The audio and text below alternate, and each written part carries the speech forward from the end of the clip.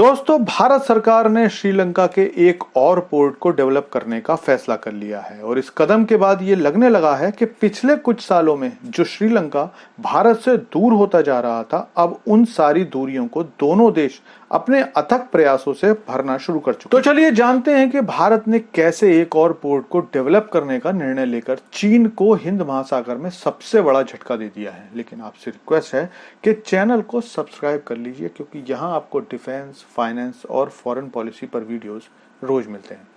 तो दोस्तों, आपको याद होगा कि 2-3 साल पहले कैसे श्रीलंका भारत की सुरक्षा चिंताओं को दरकिनार करके चीन के हाथों में खेलने लगा था। हालात ये थे कि जब इन्हें कोई मदद चाहिए होती थी तो भारत के पास आते थे, वरना चीन के साथ मिलकर नीतियां बनाते थे। लेकिन जब से श्रीलंका ने खुद को दिवालिया घोषित किया है, तब से भारत ने अब वही किया है जो चीन श्रीलंका के साथ करता था।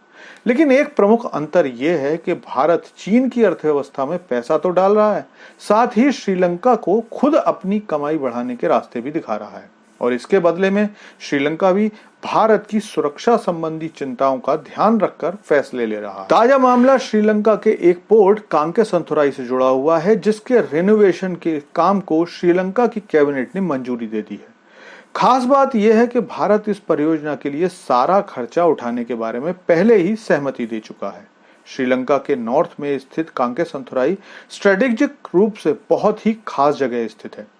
ये पांडिचेरी से 56 नॉटिकल माइल मतलब 104 किलोमीटर की दूरी पर स्थित है। ये पूरा बंदरगाह 16 एकड़ में फैला हुआ है और अगर तमिलनाडु के नागपट्टनम से कांकेसंथुराई जाया जाएगा तो केवल 3 घंटे का सफर है, जिसकी दूरी 111 किलोमीटर है। इसी मार्च में इस परियोजना की पूरी अनुमानित लागत $61.5 मिलियन बताई गई थी। लेकिन अब बात करते हैं कि इस पोर्ट की स्ट्रेटेजिक इंपॉर्टेंस क्या है।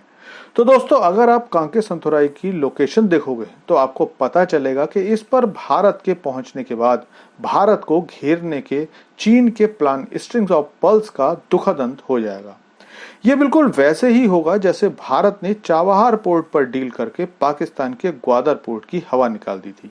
हम्बनटोटा वैसे भी व्यापार के हिसाब से ज्यादा कामयाब नहीं है और भारत हम्बनटोटा के एयरपोर्ट को डेवलप करने के काम को अपनी झोली में पहले ही डाल चुका। इसके अलावा श्रीलंका के एक और पोर्ट कोलंबो पोर्ट को भी भारत डेवलप करने वाला है। इस तरह से हम्बनटोटा को भारत ने 3 तरह से घेर लिया है, जिसके बाद भारत हर तरह से हम्बनटोटा पर चीन की गतिविधियों पर नजर रख सकता है। दूसरी बात, इस बंदरगाह पर भारत के पहुंचने के बाद स्टेट ऑफ मलक्का पूरी तरह से भारत की निगरानी में होगी, क्योंकि एक तरफ भारत का अंडमान निकोबार होगा और दूसरी ओर श्रीलंका का कांकेसंथुराई।